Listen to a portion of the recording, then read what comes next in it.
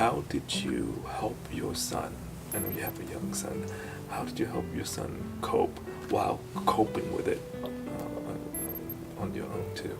Well, at first, I'll admit I had no idea what to do. You know, the thing is as parents, like, we make mistakes. We have things that we didn't realize wasn't the right thing to do until after it's been done. And it's like, okay, well, fast forward 10 years, how much did that screw you up? You know, like, you never know. You know, I mean, I'm sure with me, with things when I was little, like stuff that bugs me now, my parents had no idea that they were doing wrong, you know, and really it's a perspective, and it's not something that we're given a handbook to. I was very angry and very upset at first that it was like, you know, how could he have done this to our kid? Our kid will have always had a dad that quit on him. I'm trying to gear towards maybe helping him motivate himself through the rest of his life, like tapping into the fact that, yeah, these things hurt, and yeah, it's something out of our control, but look at all the things that you can show yourself you can control, and then focus on those. You know, so I don't know what I'm doing with my son. I'm doing my best, and I'm trying to live by example, by the things that I hope he takes from what I'm doing and contours it to himself, you know, individually, but at the same time, like I'm not giving up. Like, I'm not giving up on him. I'm not giving up on me. I'm not staying in bed, which I'll admit sometimes I just would rather do, but I know I have a kid watching me, and I know I have to contribute to our society as far as getting him to a point where he's healthy as well, because life is going to get hard for him again. You know, this isn't the last horrible thing that's ever going to happen to him. That would be ridiculous to assume.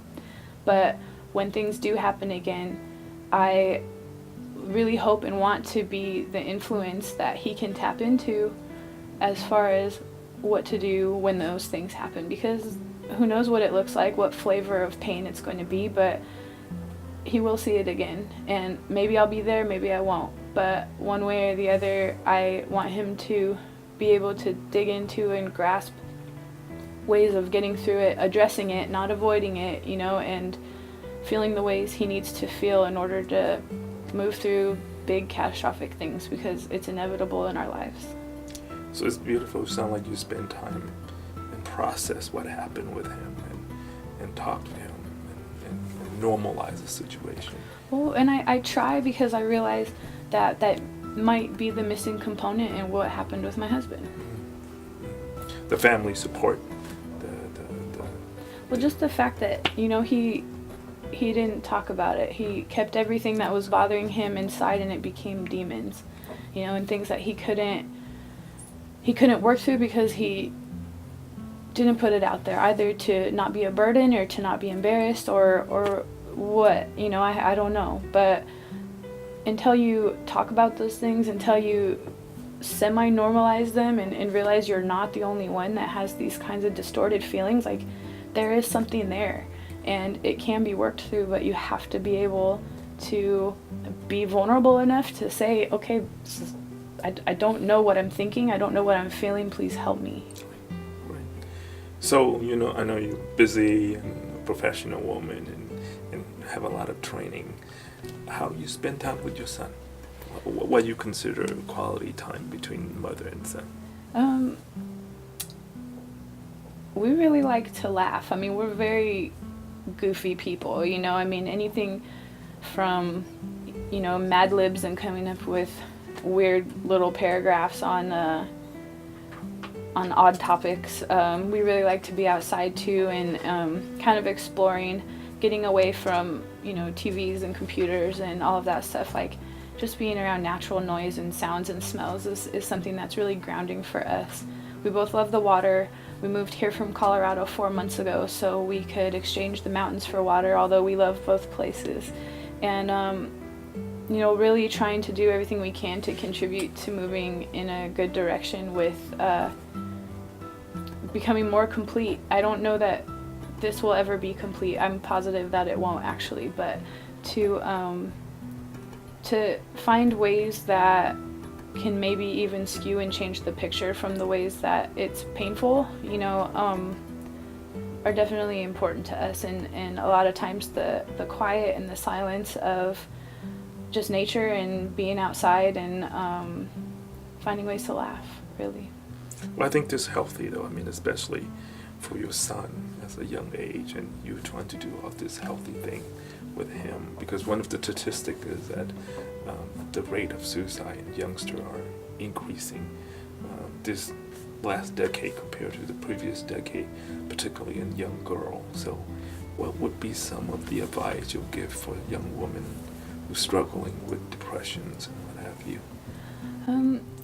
I really do feel like talking about it and addressing it, and whether it's to your parents or your peers, but really to people that are designed to address that in a healthy way, school counselors, principals, teachers, because it is serious and those thoughts are not normal.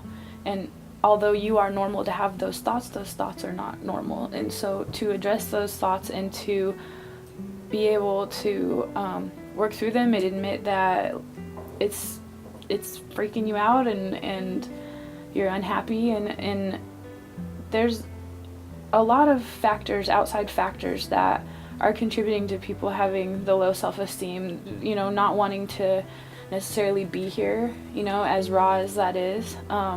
And it's something that, yes, there's a chemical thing to it, but the attitude and belief, I think, around the negative things in our society are something that we choose to let affect us. And a lot of times we have to be the change we want to see. Somebody coming at us in a negative manner is a lot of times hurting themselves. They are on a level where they don't feel very good, and they don't like to be on that level on their own. And if they a lot of times see you doing fine, then they would like to bring you down to where they're at. And if they can hurt you, and if they can come at you either physically or emotionally, in ways that bring you down to where you feel crappy about yourself too, then realistically they won and they accomplished what they want.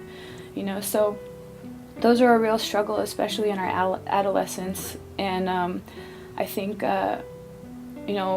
realizing and addressing that these types of things are current and they're not always personal. It's an outlash, and something that I think, if we can educate each other on just even the mental aspects of why are people mean, and why do people decide to bully, and how can we help the bullies not feel like they need to hurt other people, because there is something deeper to the fact that they're doing that in the first place.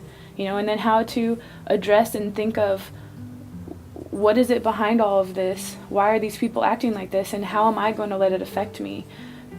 And on one level, it's like, is it going to bring me down? Or two, am I going to have empathy for that person for being the way they are? And I can't give them what they want, which ultimately I need to be a better person. And maybe throughout all of that, I can even be an example, and they can't get to me. They can't, whatever, which that life is unhappy. Join me in being happy. Let's build each other up instead of break each other down. If we break each other down, this is our limit.